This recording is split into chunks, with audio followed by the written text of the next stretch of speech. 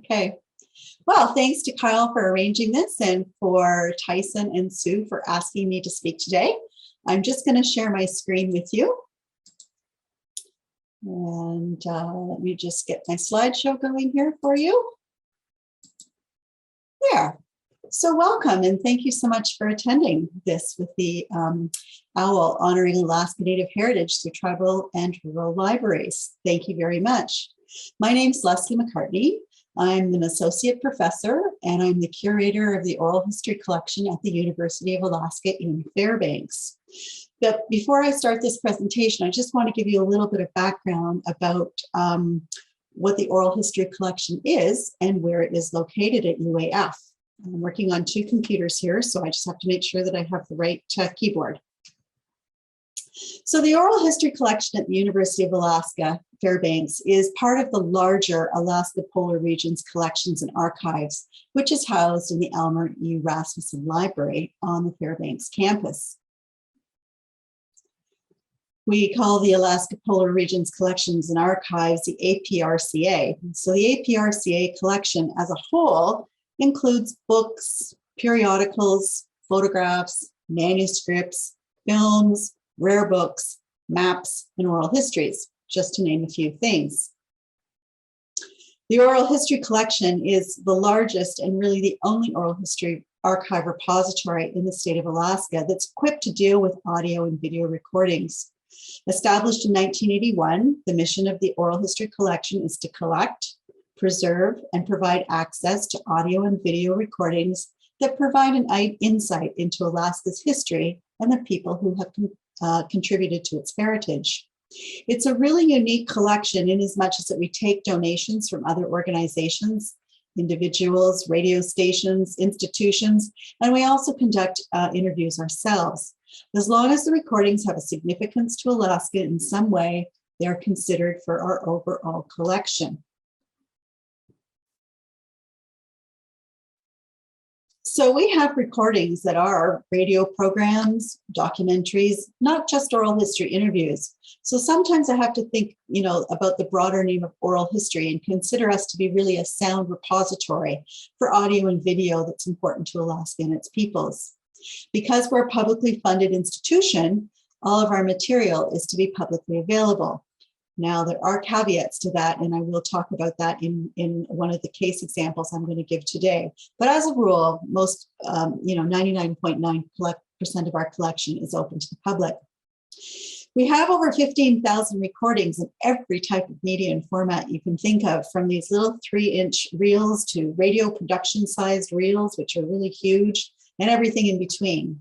We've got cassettes, we have videos on various video media, proprietary material like those little tiny cassette decks that were back in the 1970s that you need the special machines to play them on, and more digital audio and video. We think our oldest recording is from November 22nd, 1942, and it's actually a Canadian Broadcasting Corporation recording of the opening of the Alaska Highway, the Alcan Highway, at Soldier Summit in the Yukon Territory. But the age of the recording maybe isn't as important as the content, and I'll come back to that later. We continue almost on a daily basis to take new materials into our collection. So that's just a little bit of a background about our collection. So today I was asked to do a presentation on real life situations I have had with some Indigenous collections and peoples. So I'm going to tell you 3 stories about 3 real life situations that we've had with Indigenous collections and people in the past 10 years, since I've been the curator of the oral history program since March of 2012. So the 3 stories are going to be, the first one's going to talk about how the University of Alaska Fairbanks Oral History Program has worked in partnership with Dialect Trust to catalog over 2,000 audio recordings. The second story I want to tell you is about working with family members of the Nagantanu linguistic community in Alaska on certain recordings that we have. And the third story I'm going to tell you is about working with the community of Caltag on how to curate stick dance recordings that we have in our collection.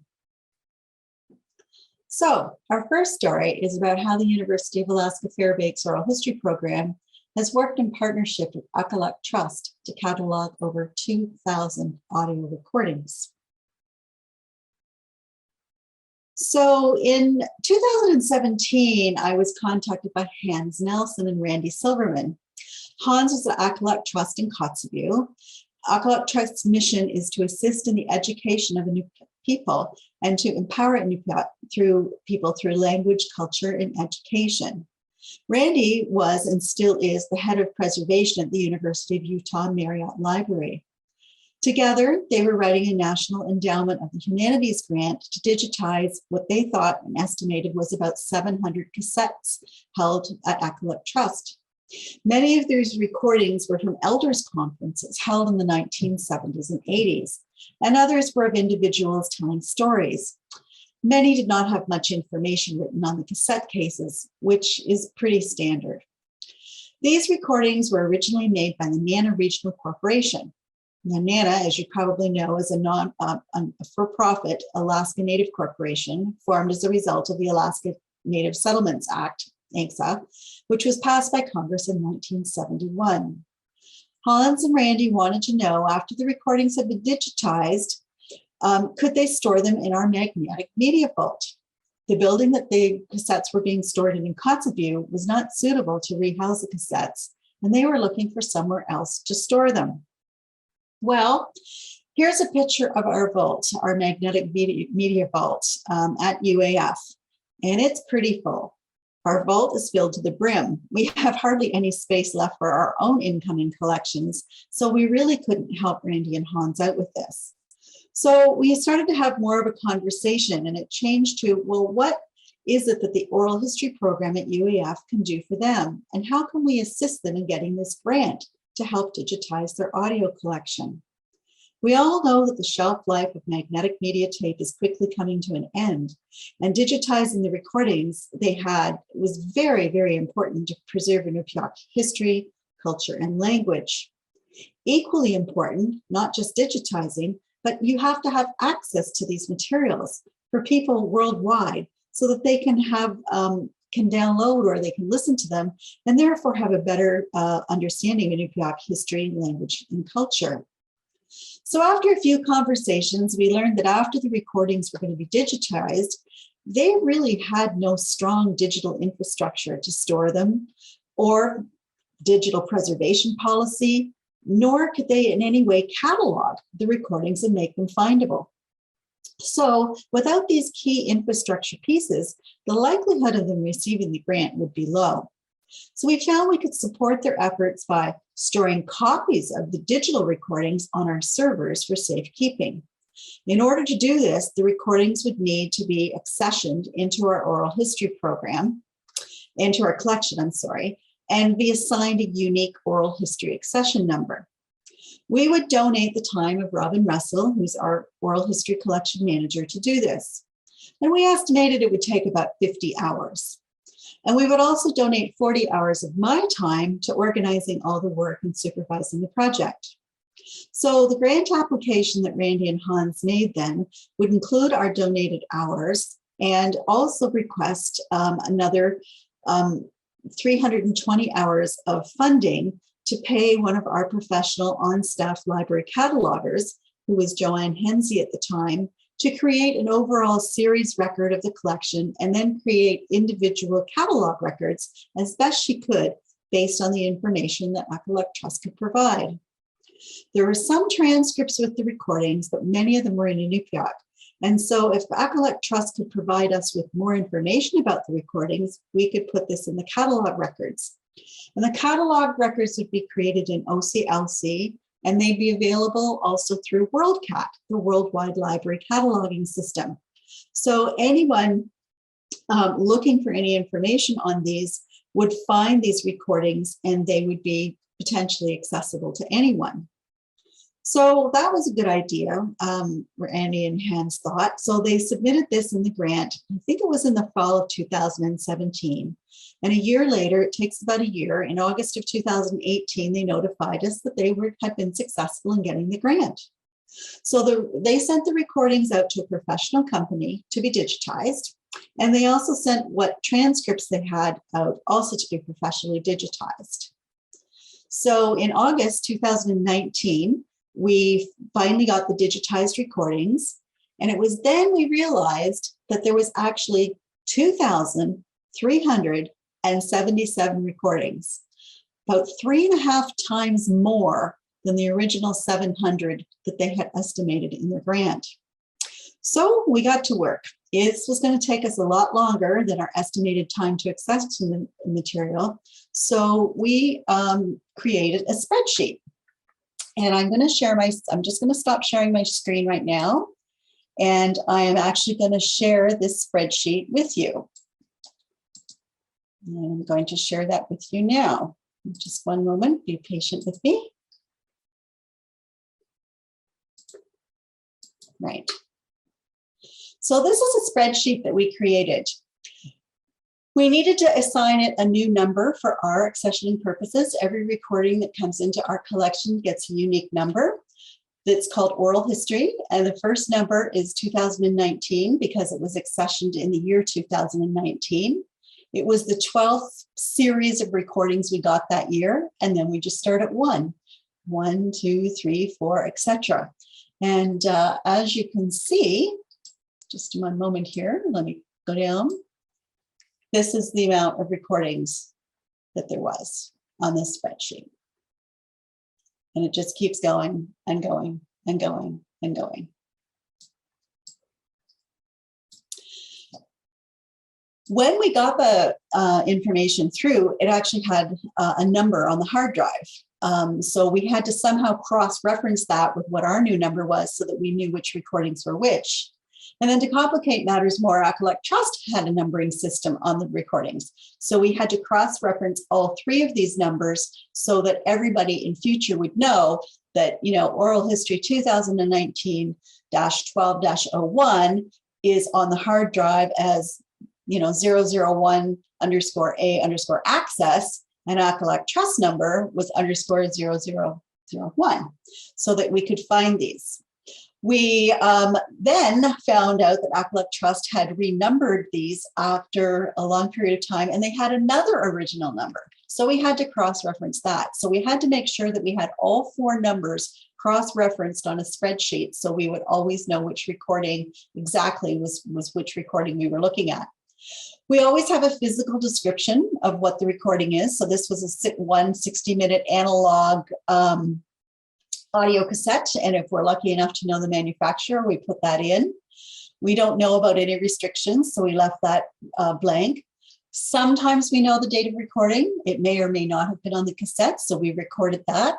Sometimes we know what's on the recording because someone has written it on the cassette case. Luckily, we do. This was Paul Green telling an Eskimo story. We don't know who the interviewee was. That was left blank. We don't know. But the length of recording, we want to record that. So even though it's a 60-minute tape, 30 minutes on each side, there's only 18 minutes and 41 seconds. And what language was the recording in? It was in Inupiaq. We don't know if there was a translator, probably not. We're not 100% sure of the topics. We wanted to know, has this been cataloged so that we could keep a track of it for when Joanne was doing cataloging? So we put yes or no. And then we also want to know when the MP3 recording is put into the library catalog. That has not been done yet. As you can see, it's blank. We don't know if there's a transcript, so that is blank. And then if we have any notes, we put notes in here. So this way we can keep over 2,000 recordings hopefully organized so that we can in future always go back to this. And Dialect Trust also has a copy of this spreadsheet so that they can go back to it. I'm just going to stop sharing my screen and go back to PowerPoint now. So a lot of organization needed to go into this. Let me just go back into my presentation mode here.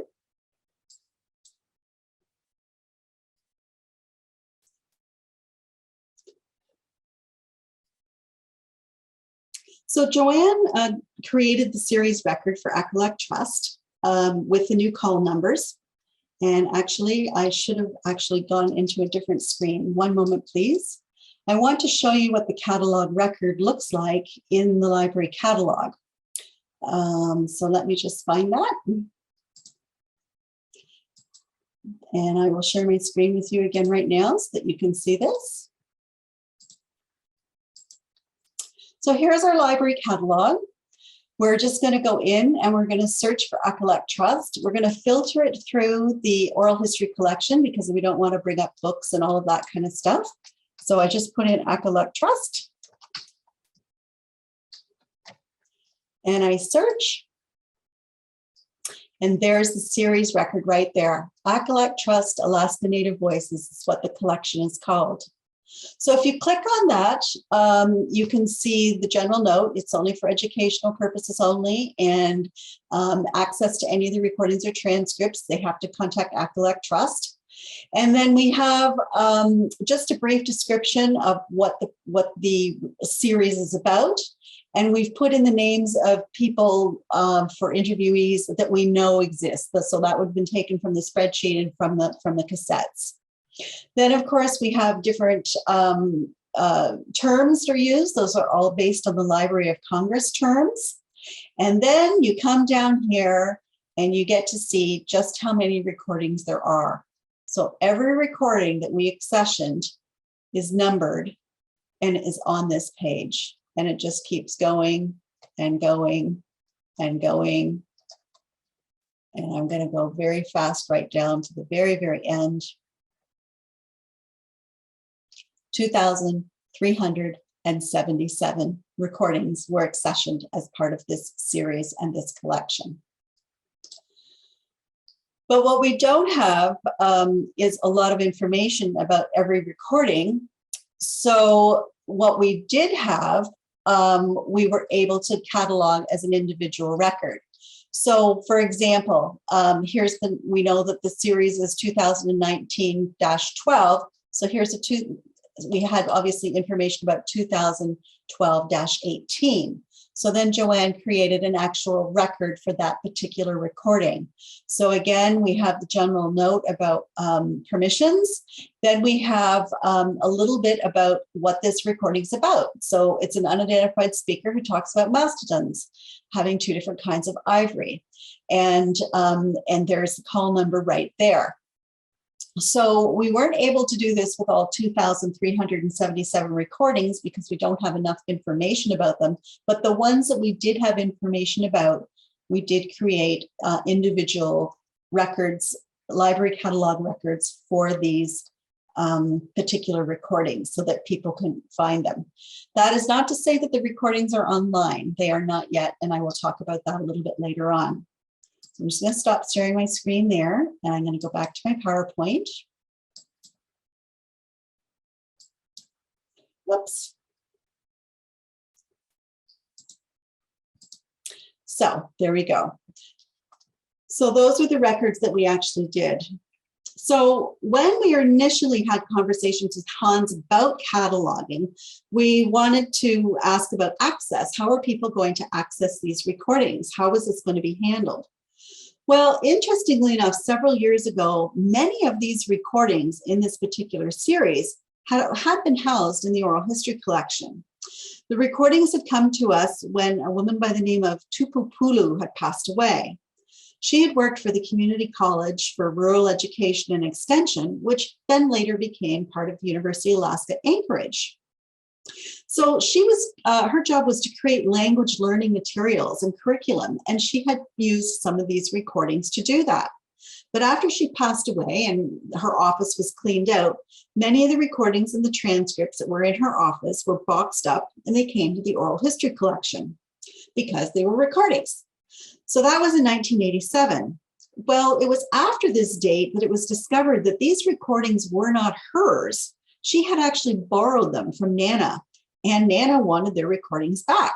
Of course, when they cleaned out her office, they didn't realize that these had been Nana's recordings. They just assumed they were hers because they were in her office, but they actually were owned by Nana.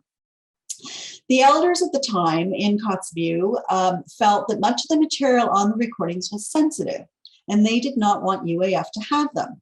So we decommissioned them or deaccessioned them, and they were all sent back to Kotzebue, hence why they're now in Hans's collection.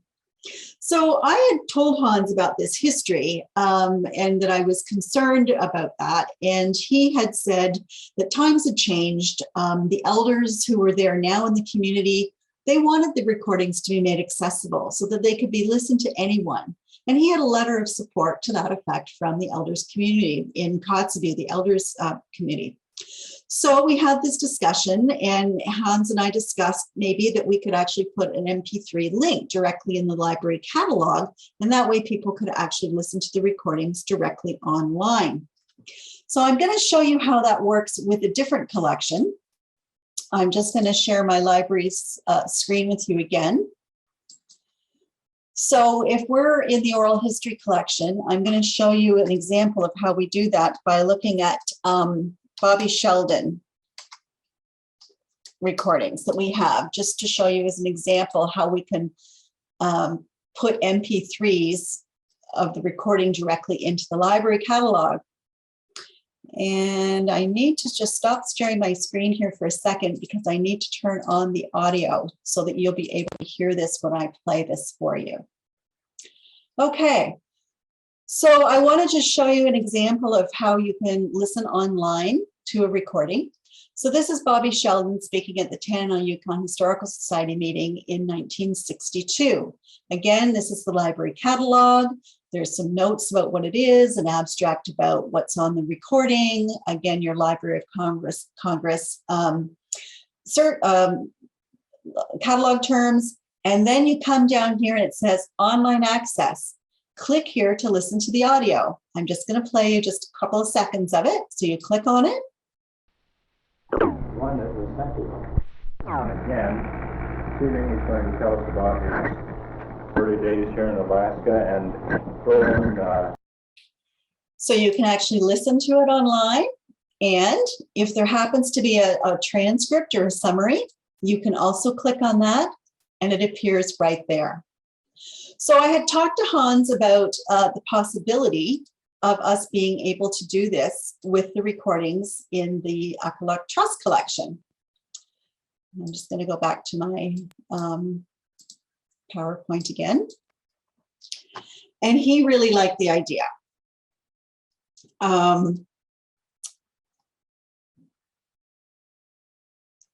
So what was going to happen was Hans thought this was a great idea, and he was going to take it to the committee of the elders. And he thought if they could review the Inupiaq transcripts and make sure that everything on the recordings was okay to make them public, this is what we were going to do.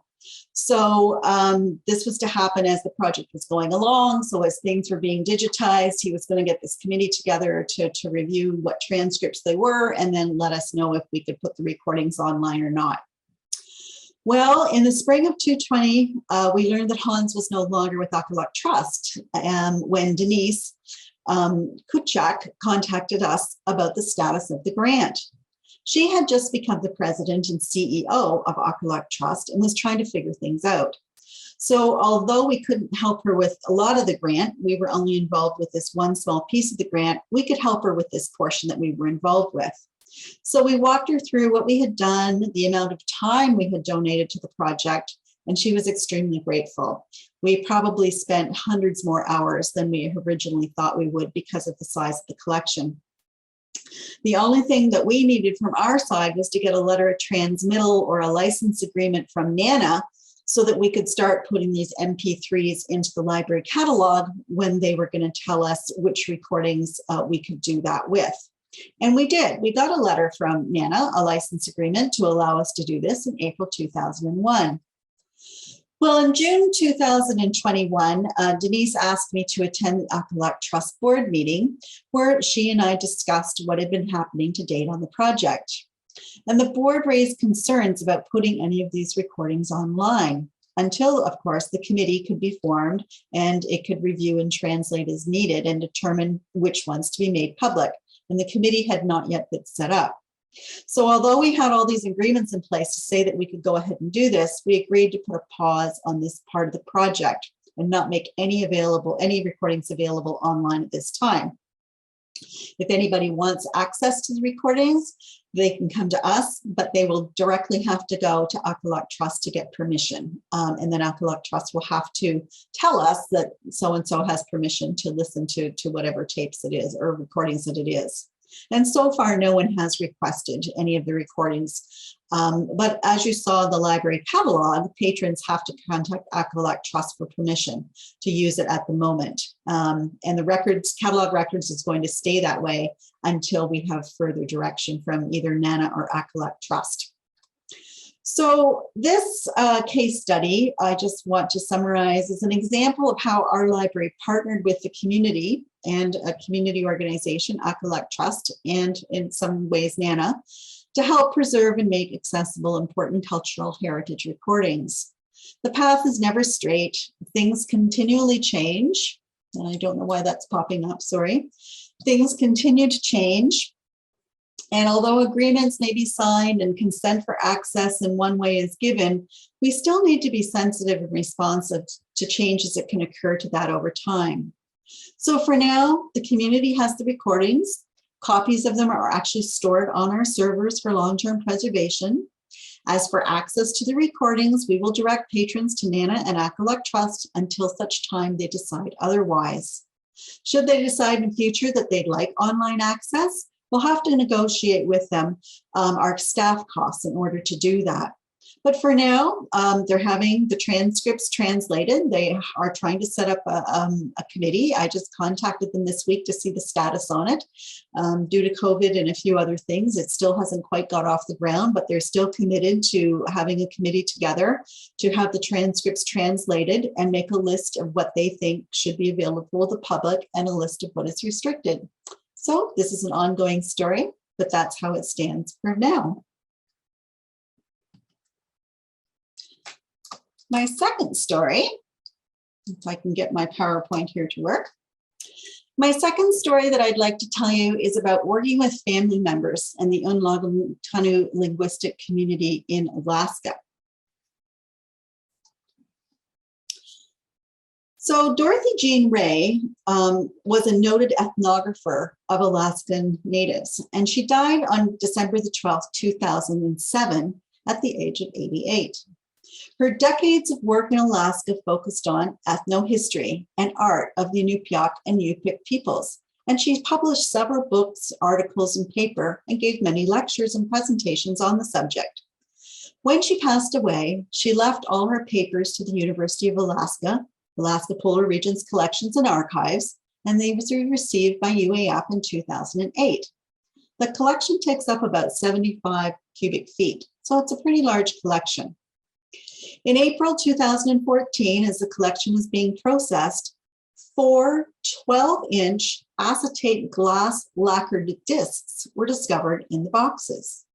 So when archives open a box and they find, film, slides, photographs, paper, the paper and photograph stays in the archives.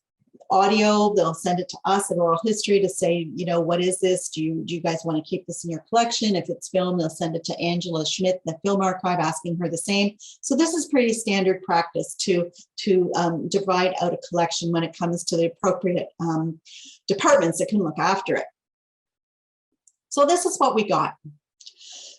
And we knew right away that this was unusual because there's 3 holes in the record. Usually records only have 1 hole, and they're very heavy.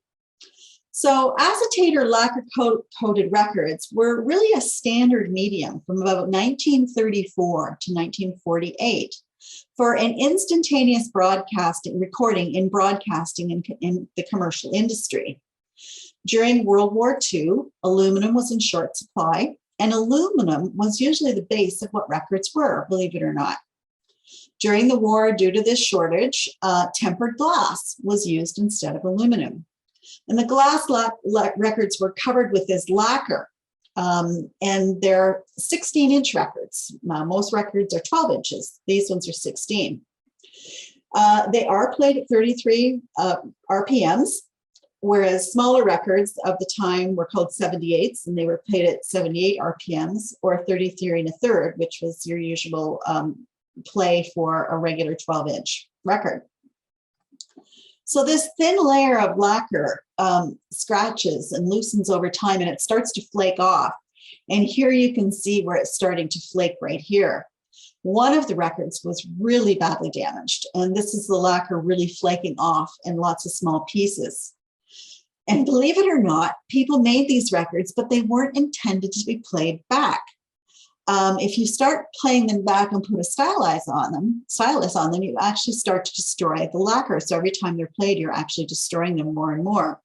So unlike commercial pressed records that had really a hard surface made of shellac, this lacquer used to cover the glass was soft. And as you played it, every time you played it, you would repeatedly wear it out. So the lacquer technology was really unstable, unlike the commercial shellac discs.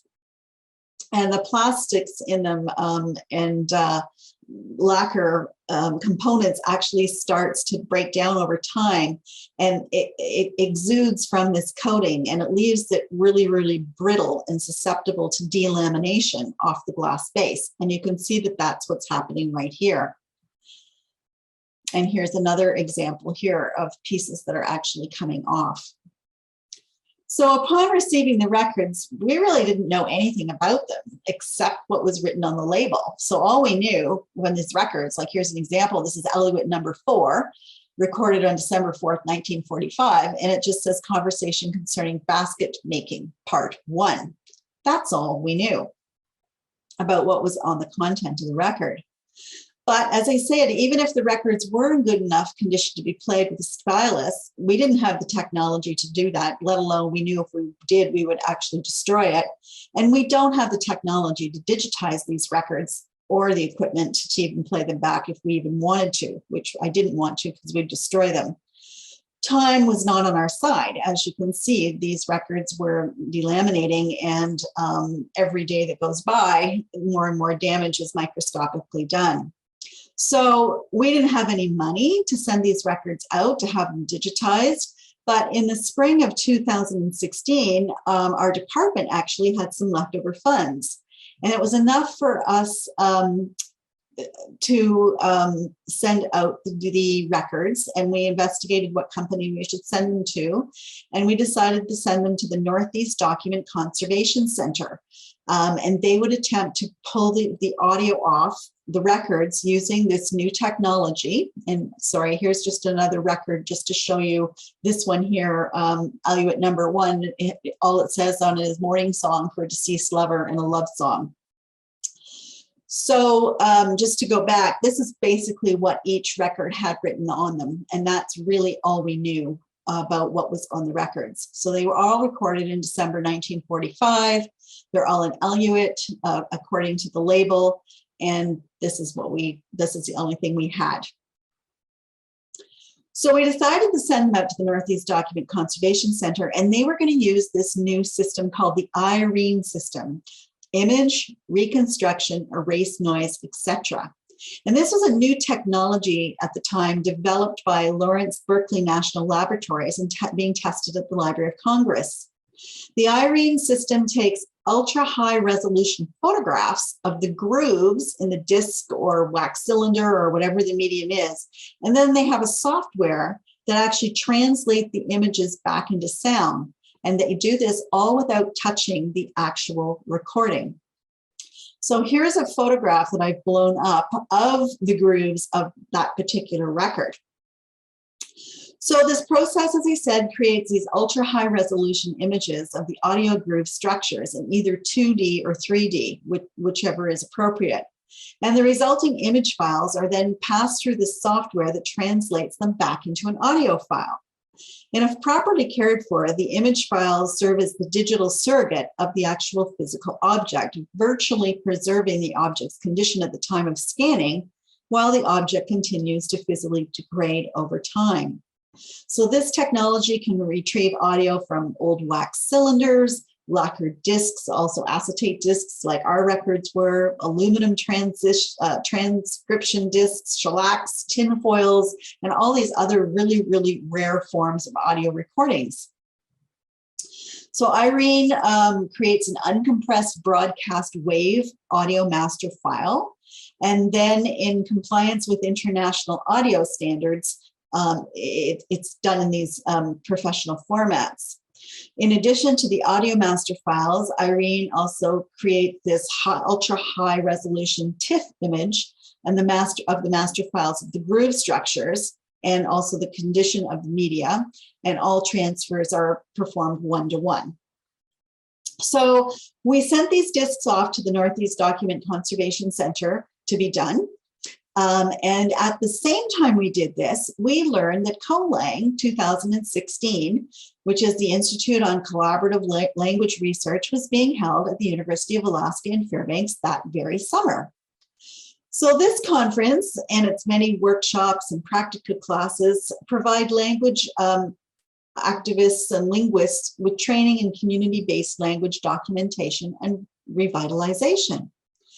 Well, darned if one of the practica was being conducted by UAF Professor of Linguistics, Dr. Anna Berkey, and Moses Dirks, a native Nagantanu speaker from APRCA. And this was the practicum that they were offering. And this is a photograph of the class. This is Dr. Berge, and this is Mr. Dirks. So in early July 2016, we received the first pass of the WAV files back from the Northeast Document Conservation Center. And on the 13th of July, Anna, Moses, and I went into the sound booth at UAF to listen to these recordings. So we were all pretty excited because we had no idea what was on these recordings. So the anticipation and the excitement was really like electricity in the air. The first one that we listened to was the love song on disc 4 and number 1. And Moses recognized that these records were indeed in the Nagantanu language, and they were in the Atuan dialect. I'm sure you're all familiar with this map, the language map that Dr. Krauss created, and this is the revised edition Dr. Holton worked on a few years ago, and it shows all the spoken indigenous languages in Alaska. So of course, we're looking here at the Nagantanu language, which is down here in the Aleutian Islands and the Aleutian chain. And we're looking at the Atuan dialect, which is on Attu Island, which is the furthest most Aleutian island in the Aleutian chain.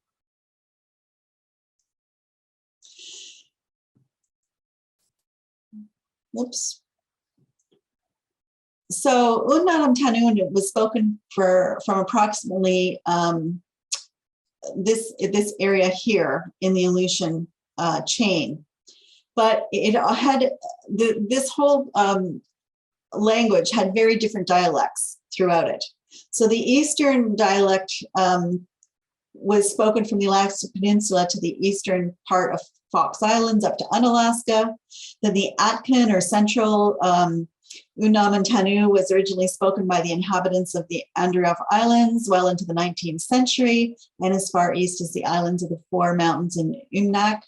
And then the people of the near islands that spoke Nagantanu or the Atuan dialect over here. So Nagantanu, or the Aleutian population, was estimated to be over 16,000 before the Russian contact happened in the 18th century. And during the 1800s, the Russians translocated many of the Atuan people primarily for sealing purposes to the Commander Islands.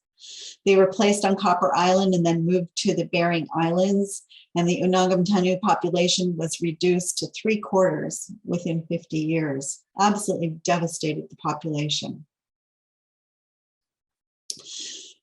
During that time, a number of the tribes died out or they were amalgamated into larger villages by the Russians. And as a result, there are very, very few or no records of speech of the many varieties of dialects that were actually there during this colonial period.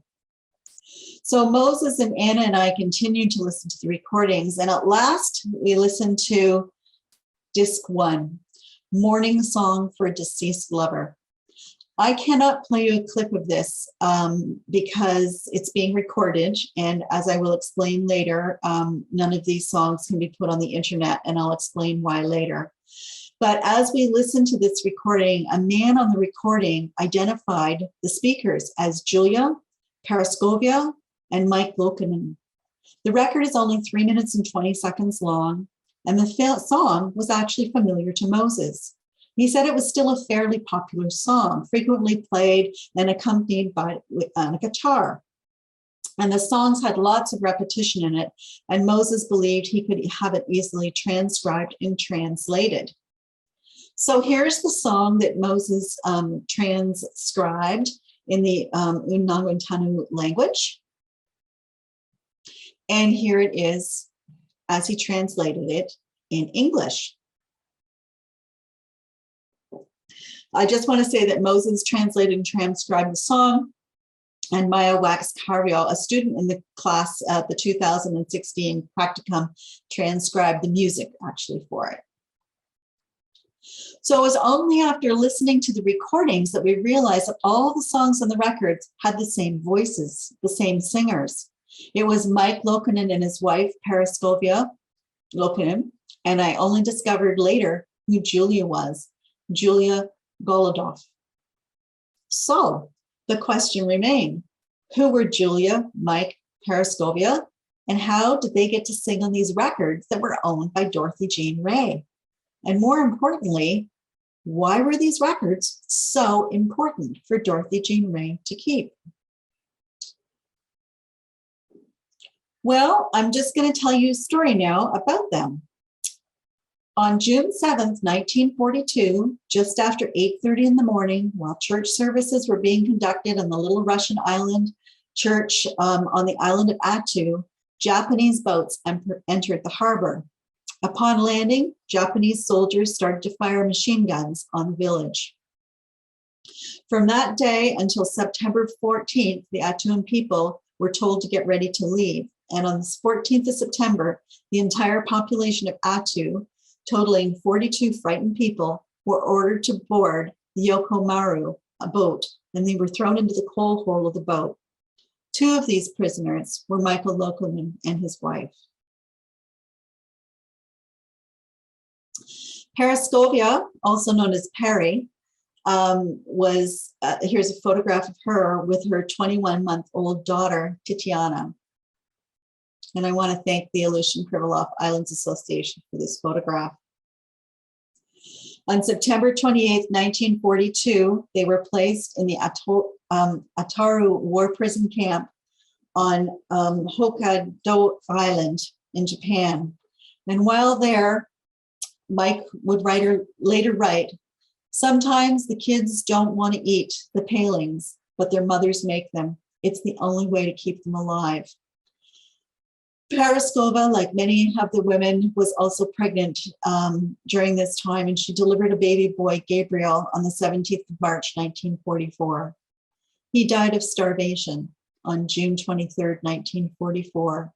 And a day later, his sister, this little baby, Tatiana, also died of starvation. On September 17th, 1945, the surviving only 24 out of the original 42 people were still alive, and they were released. They arrived in San Francisco on November 3rd, 1945, and that's when they were told they would never see Alaska again. They protested and were sent by train to Seattle, arriving about November the 20th, and there they waited for the government to give them the green light that they could go home. Now, it's while they were in Seattle that an anthropologist by the name of Vern Ray, who that September had been promoted at the University of Washington from assistant professor to associate professor of anthropology, he somehow found out that the Attuan people were staying, and I'm a little unclear of this. One source says at Lakewood Housing Project, and another says of an army barrack south of Seattle, that they were waiting for the Navy to transport them north. Dorothy Jean's son told me that Vern had been part of the volunteer Coast Guard during the war, and perhaps that's how he knew about their arrival. I also found notes in Dorothy Jean's archival material that Arthur Gary Stein had interviewed Vern back in July of 1976. So I contacted Stein, and he told me that the notes that he took during the interview, he just took as pencil notes. There was actually no audio recording. Stein does not remember how Vern met the Attuan people, but his notes indicated that they were staying at a barrack south of Seattle, and they were very concerned about what the US government was going to do with them. They had no idea how long they were going to be in Seattle, and they were told they would only be given a couple of days notice of when they were going to leave. They had been told in San Francisco that they would never return to Alaska, but they'd be kept in the lower United States, to which they protested and thus got as far as Seattle, but they didn't know where they would finally end up. The Attu people wanted to go home as soon as possible. Ray must have had a recording machine at the University of Washington, and he told Stein that they spent many, many hours recording, and they were really happy to do this because they were so bored spending long hours in the barracks. At least 4 of these recordings we know were made on December the 4th, 1945. Verne told Stein that he brought the Attu people gifts of food and candy, and they were very appreciative of everything because they had to eat at the student cafeteria. They all talked about going back home. Ray apparently sent all the recordings that he had to the Smithsonian, but he kept 4 records for himself. Now, I have been unable to locate the other records made by Ray of the Atun people. I've corresponded with dozens of people. I've met with David Kingma, the archivist at the University Archives and Special Collections at the Foley Center Library of Gonzaga University, where they house Verne Ray's papers. And Kingma also said that they're mystified by the lack of recordings in the donation, as Verne was known to record so many Indigenous people, especially at the Spokane tribe, but none of the recordings were found with his papers. Mr. Kingman's working assumption is that Verne personally destroyed the recordings or his field research notes for reasons known only to himself. Thus, what we have in our collection of these 4 records is very, very unique. Now, it's interesting to know here that Ray's career was really of interest. He graduated in 1933 from the University of Washington in anthropology, but he didn't stay very long in academia. Instead, he was a consultant that helped dozens of Northwest tribes in the United States with tribal land claim settlements. And in the 1930s, he was the director of the U.S. Interior Department of Emergency Conservation Program on the Coville and Spokane Indian reservations all throughout the 1930s. Ray helped pioneer the new field of ethnohistory that's merging anthropology with history and historical documentation. And when Congress passed the Indian Claims Commission Act in 1946, Ray's professional papers and books of the 1930s and 40s became models of research for the numerous Indian land claims that he had been involved with. Stein notes that Ray indicated he thought that their story about the Japanese imprisonment was really not one of anthropology or ethnology. And I've not been able to find anything in Ray's archival finding aids about his brief encounter with the Attu people. I also spent several days in Seattle at one time going through the library on microfilm to try and find newspaper articles that may have mentioned their encounter, but as fate would have it, the day the Attu people arrived in Seattle, there was a statewide newspaper strike, and no newspapers were published again until January, and that was weeks after the people had finally left Seattle. So alas, the Attu people who had survived living in a Japanese prisoner of war camp would never return home. All the buildings on their island had been destroyed during the war, and the island was littered with undetonated bombs. And the government said that 24 people were not enough to start a village, and it would cost far too much to rebuild. On December the 12th, 16 of the original Attu prisoners boarded boats that would take them to their new home on the island of Atka. And they landed there on December 21st, 1945. 4 remained in hospital in Seattle with tuberculosis, and 5 of the children were placed in boarding schools.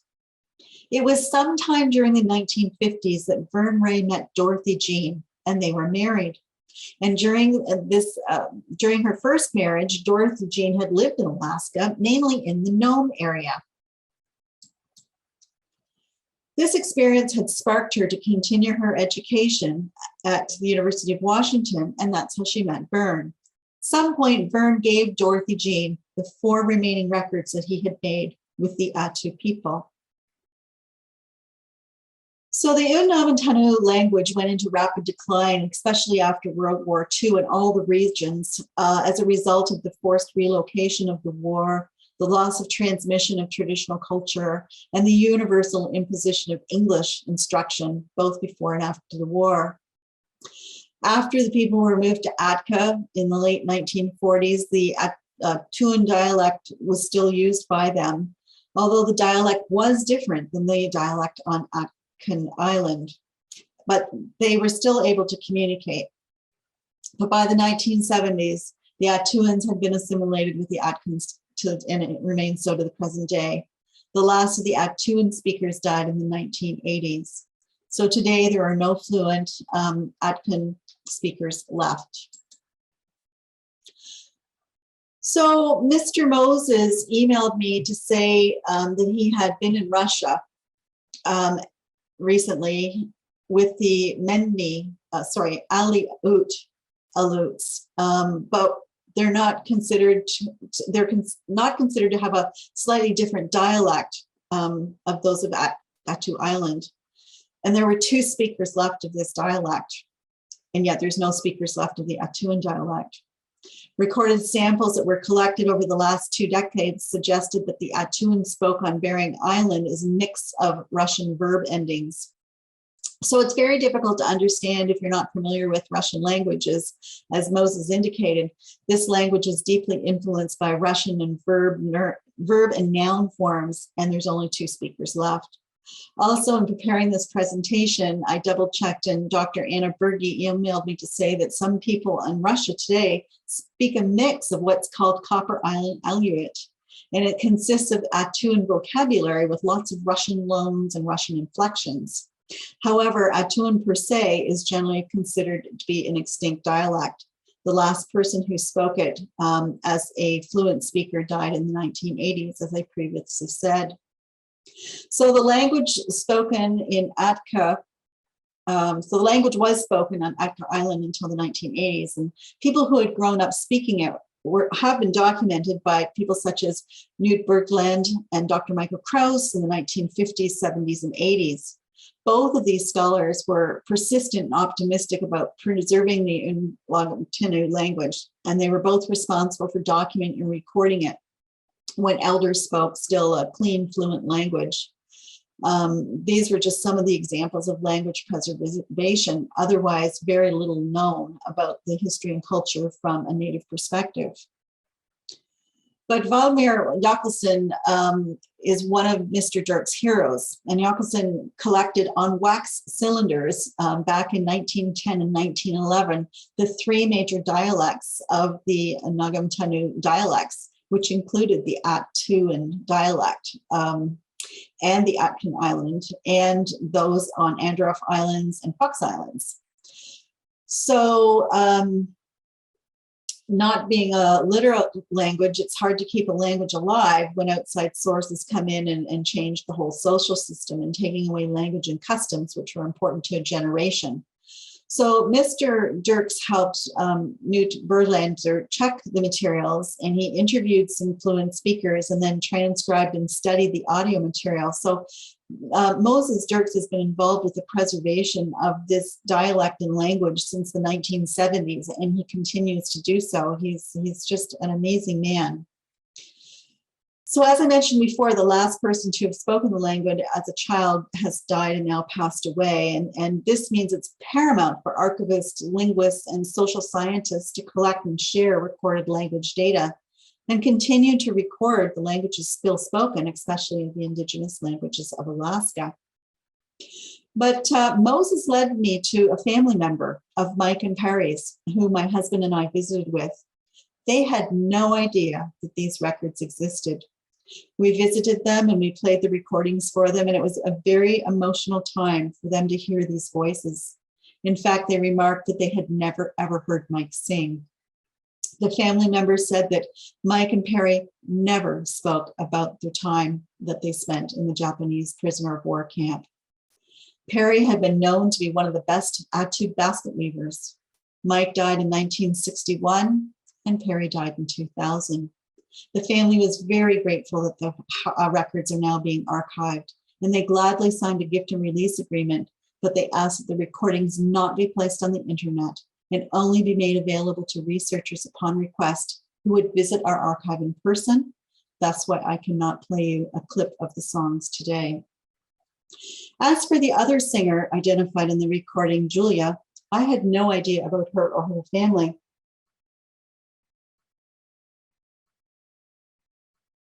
It was only when the Northeast Document Conservation Center published an article about her Attu glass records on their website that I found out more about Julia Golovkoff. I had read about her and her husband, Willie, in Ethel Ross Oliver's book called A Journal of an Aleutian Year.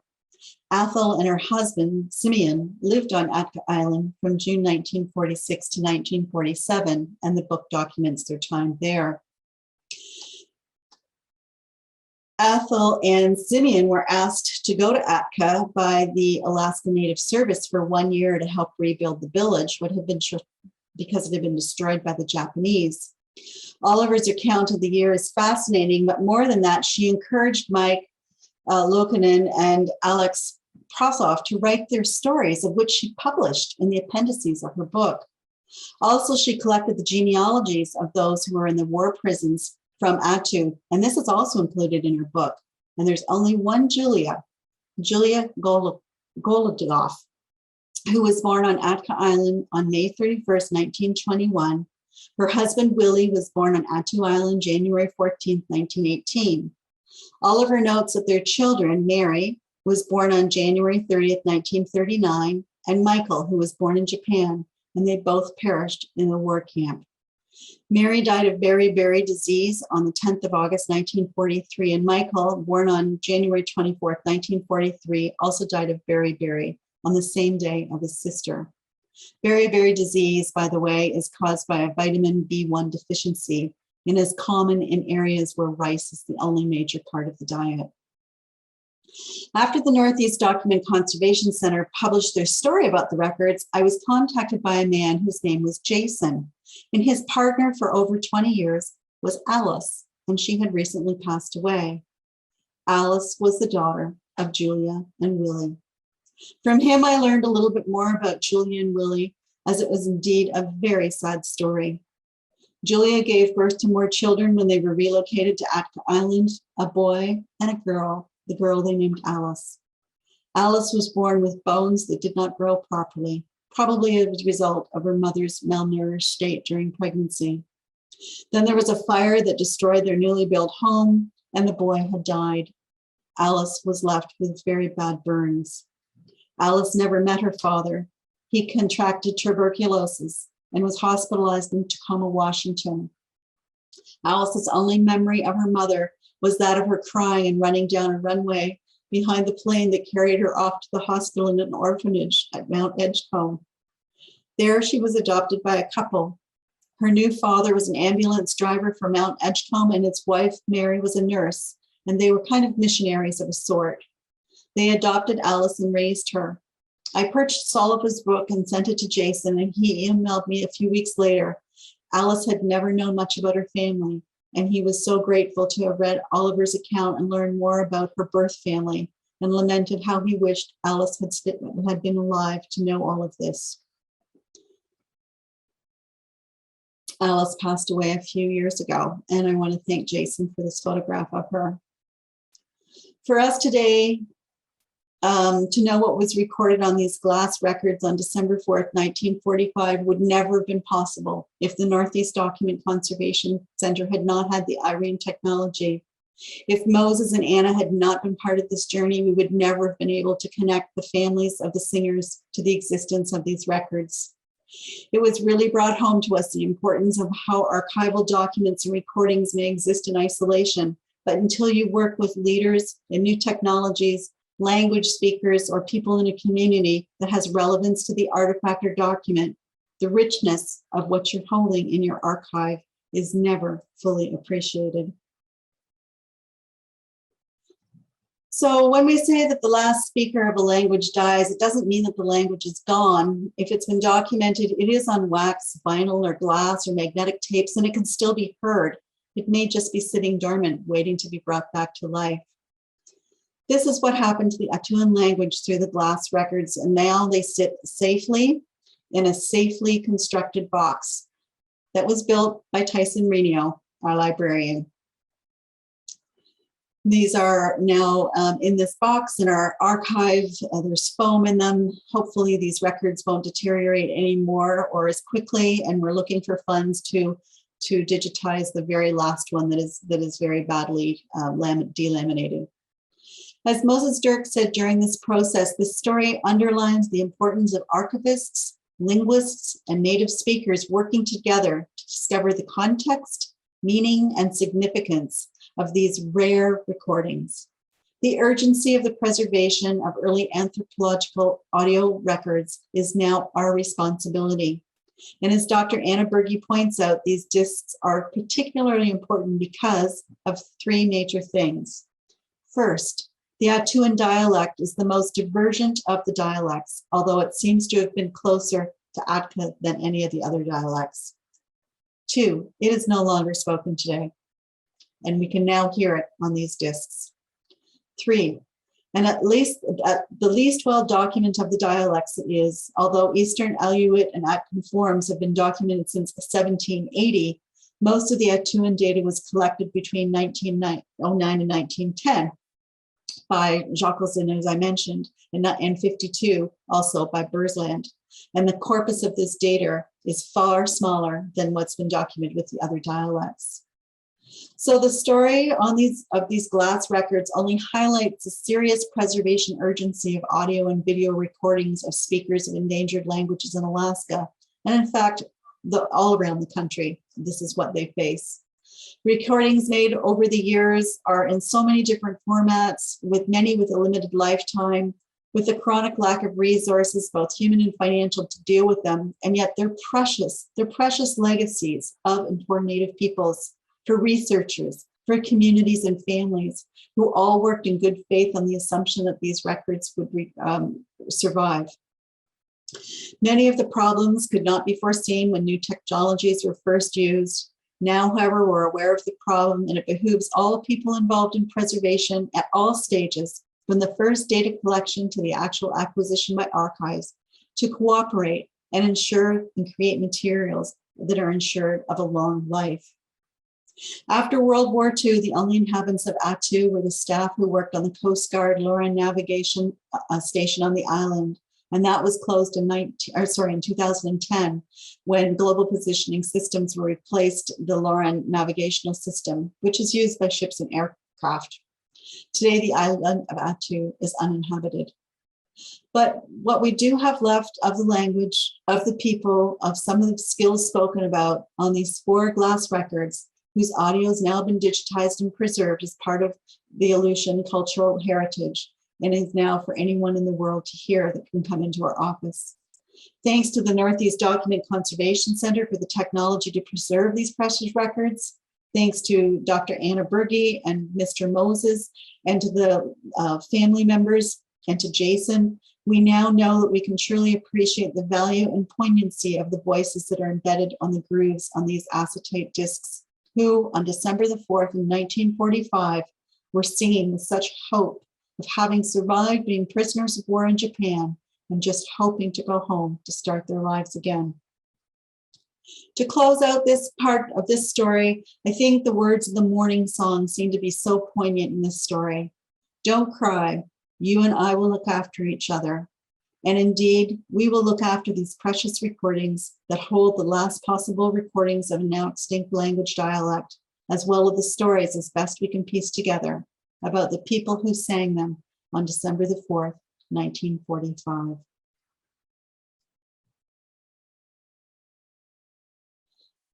The third story I want to talk to you about is working with the community of Kaltag on how to curate the stick dance recordings. So when I became the curator of the oral history collection at the University of Alaska Fairbanks in March of 2012, I was told that we had some problem collections. These ranged from collections that had poor audio quality to ones that did not have complete paperwork accompanying them, to some recordings that may or may not belong to a particular collection and contain culturally sensitive material with no clarity on how that was to be handled. One such group of recordings that fell into this later category were called the stick dance. Some of the stick dance recordings were part of a popular collection that we have called Songs and Legends, a collection that has over 360 recordings in 10 Alaska Native languages, including English. These recordings were made in 1973, and they were a result of the Alaska Native Oral Literature Project, sponsored by the Alaska Library Association and in cooperation with the Alaska Federation of Natives and Tanana Chiefs Conference. Other stick dance recordings were just random and all over our collection. And as I said, we have over 15,000 recordings in our collection. The stick dance recordings were noted as restricted. It was assumed that they were restricted because they didn't have the proper gift and release agreements that would allow access to the materials.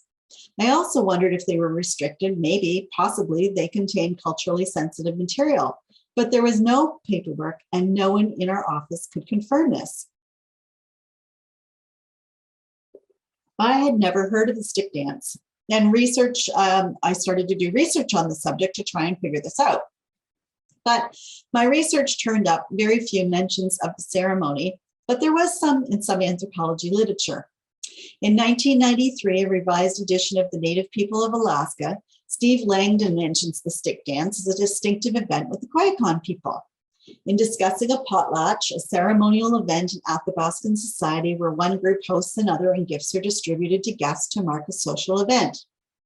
He discussed the mortuary feast that is given in honor of a deceased person by the clan members, usually a year or more after the person has passed away. During the intervening time, close relatives made and collected an abundance of goods. When the potlatch was held, the guests arrived, they received gifts and formal presentations, followed by feasting and dancing. The stick dance was another event that occurred during this potlatch with the Koyukon, according to Langdon. A dance circle was conducted around a pole at the center of the village or attached to the center of a building. And Langdon said it was part of a 2-day memorial celebration on behalf of a deceased person. Another article by Arlene Hirschfelder and Paulette Fairbanks Moylan, they also mention the stick dance in more detail in their 2000 edition of the Encyclopedia of Native Alaska Religions. They wrote that it was an ancient week-long mortuary and grief ritual in Alaska Athabascan people that honors the dead men of the village. They said it was held in March, and the dance was believed to have power to help lay to rest the spirits of the dead men, as well as transfer the identity of the deceased to the men who helped dig the graves, dress the bodies, and compose the songs for the deceased. The week of ceremonies included gift exchanges, dog races, feasting, speeches, dancing, and the singing of privately owned mourning songs and drumming.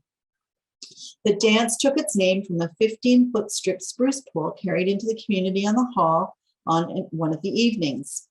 The pole was lashed and decorated with ribbons and furs.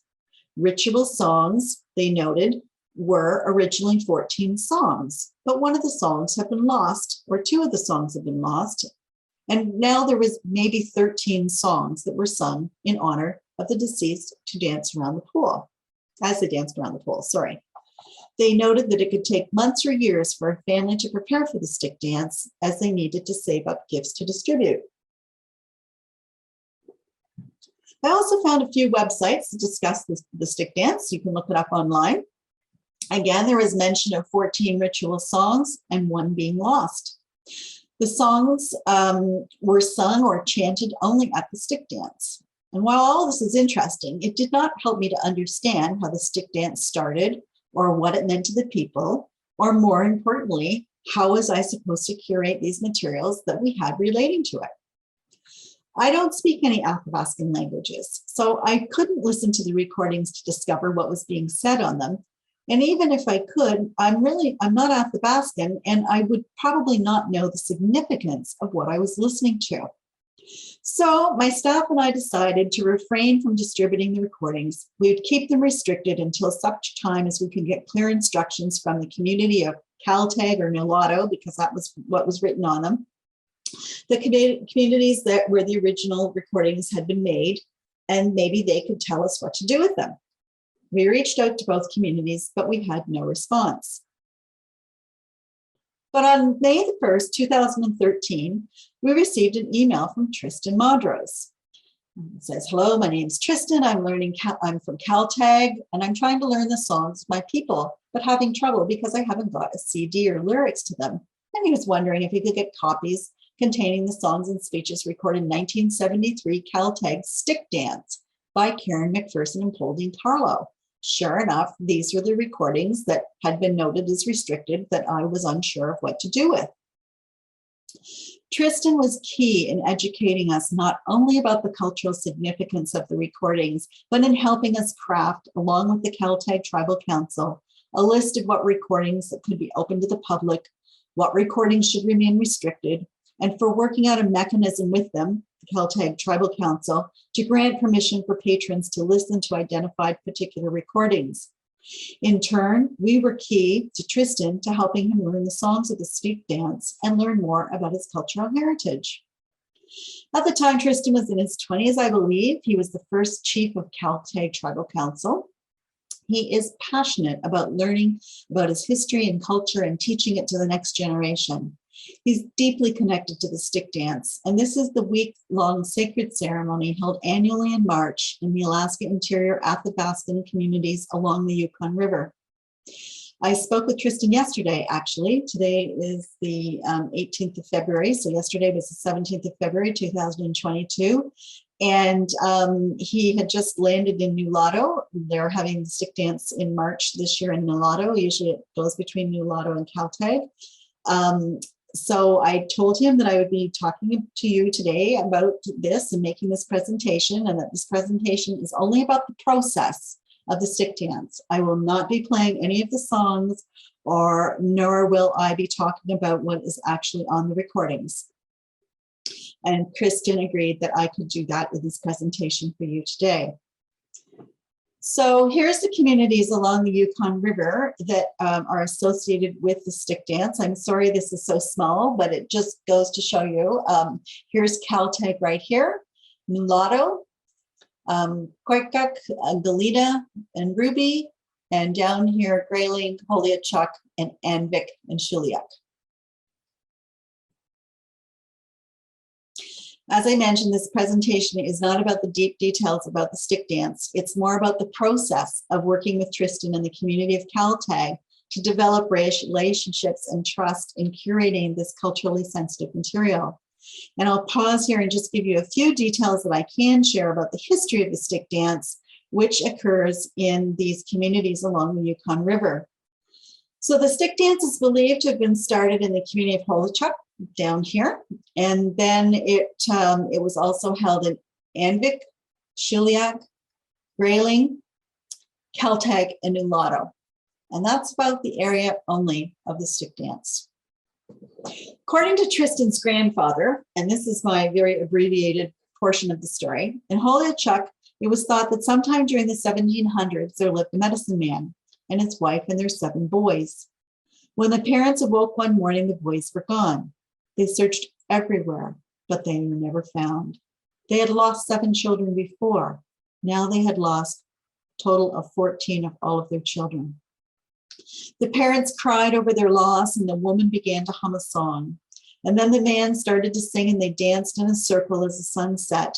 They got a pole, decorated it by putting feathers on it, and danced around it for all their loved ones all night. The next morning, they broke up the spruce bowl and placed it on the ice in the Yukon River, which washed the pole away when the ice went out. In all, 14 songs were created, 1 for each lost family member. It was held again as a way to heal from the loss of the loved ones. The Stick Dance is a ceremony where the deceased are called in and released to go in peace via the pole that connects you to the next world. The powerful songs are passed orally onto the next generation. In the 1950s, the Catholic Church prohibited parts of the Stick Dance from happening, especially the singing of songs and the dancing around the pole. Over time, from the combination of assimilation, boarding schools, suppression of cultural practices, and the passing of the elders who knew the songs, some of the songs were lost, as well as the meanings behind the songs and some of the chants. In an effort to revitalize the Stick Dance, Tristan searched tirelessly in our archive and other archives to try and find the recordings of these songs in an attempt to relearn them. We asked Tristan to listen to all the recordings we had in our collection labeled Stick Dance, And if he could work with the elders in his community and with tribal council and give us some direction on how to curate these materials. After some time, Tristan came back to us. He had found all 14 songs, and after listening to all the recordings and discussing them with his elders, they had 4 lists for us. The first was a list of recordings that were open and available to the public to listen to at any time, and digital copies could be provided to patrons. The second list was of recordings that could be listened to in our office only, and only in the month of March. This is because they contain songs that are only allowed to be sung and heard in the month of March. The third was a list of recordings that could be listened to in our office only, again, only listened to in March, and if patron wanted copies, they needed permission from Caltech Tribal Council. The onus is on the patron to negotiate with the Tribal Council and provide us with the form we drew up to be used for this purpose. The fourth was a list of recordings that patrons needed to contact Caltech Tribal Council for permission to even listen to them in our office. This permission would indicate to us who was authorized to listen to it, the manner in which they could listen to it, what time of the year they could listen to it, and confirm whether or not copies could be given to the patron. We developed this form with the Caltech Tribal Council to use to convey the information to us, and again, the onus was on the patron to deal with this Caltech Tribal Council directly and provide us with the permission form. A year later, Tristan discovered more recordings and donated them to our archive, and we drew up another agreement between Caltech Tribal Council and us to show which recordings they were and how, again, these were to be handled. So I'm just going to share my screen, stop sharing that screen, and I'm going to share with you another screen of the actual, whoops, the actual recording's gone, or the actual agreement's gone. So let me just find it again. Sorry about that. I had it up and now it's disappeared.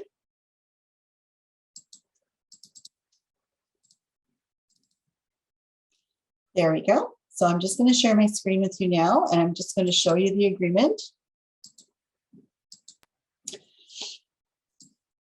So the agreement was signed by Tristan as in his position as first chief, and with the oral history collection, which is myself.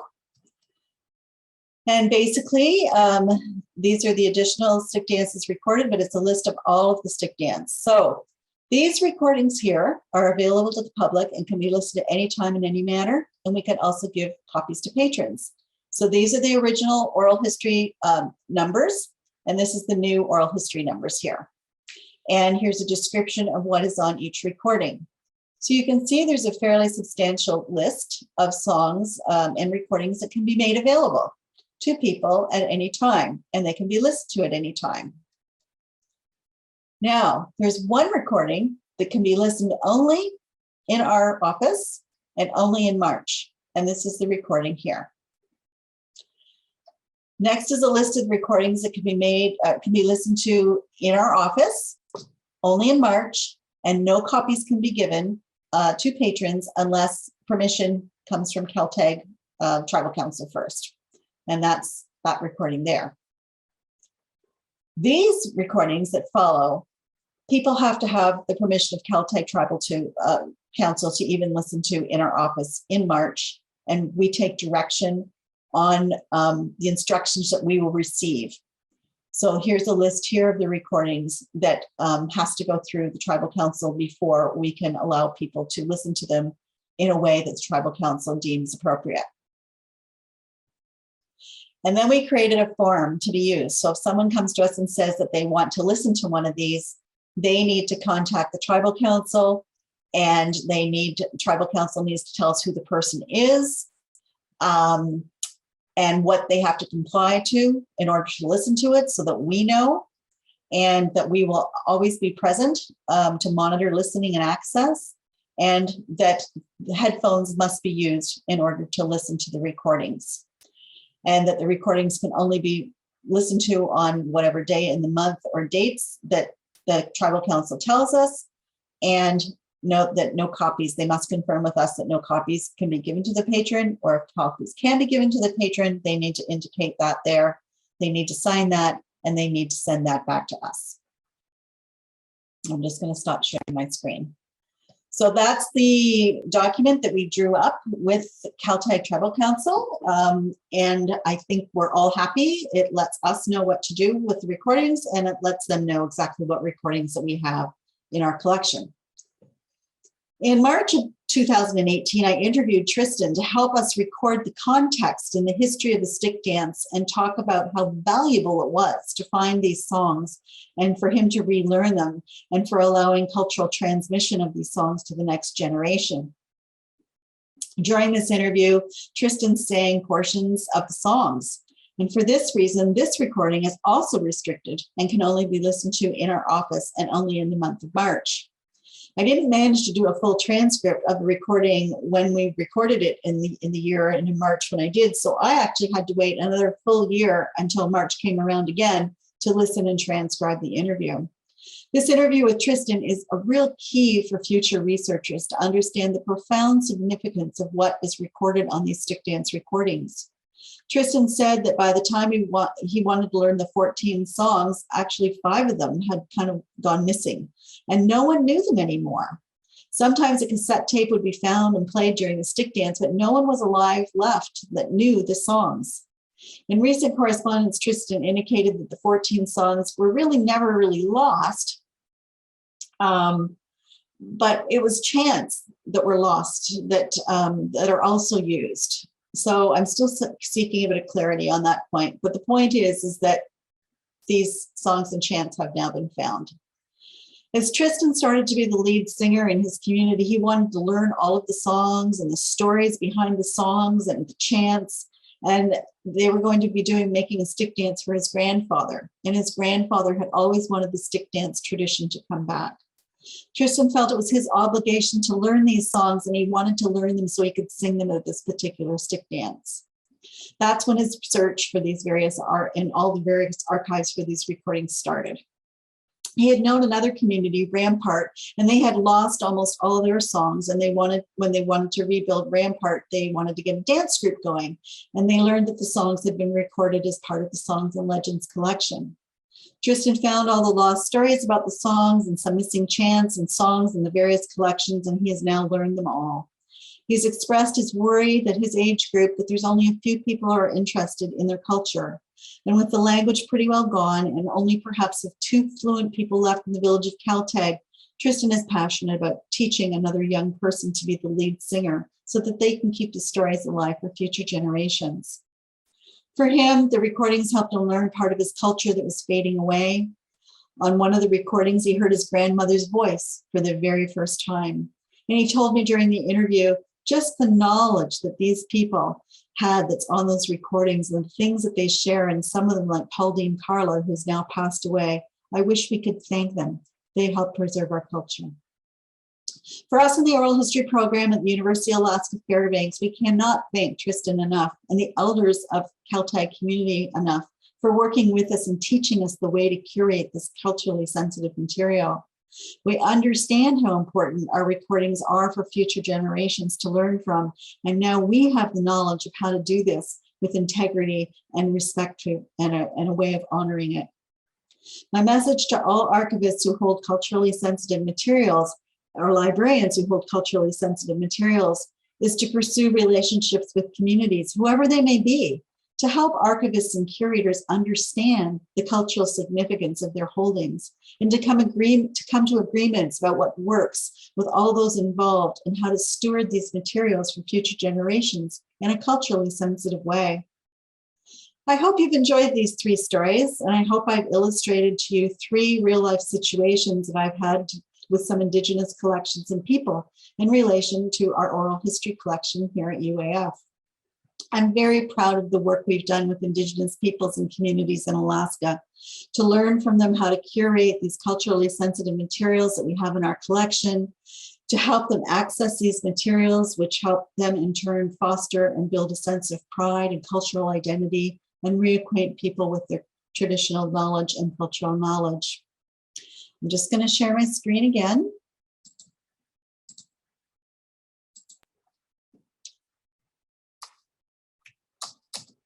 Just one moment, it's being a bit sticky. Here's my contact details. Please reach out to me at any time if you have any comments or you want information or guidance or help with our collection. I'm only too happy to help you. Thank you very much, and I hope that you have enjoyed this presentation. Bye for now. Thank you.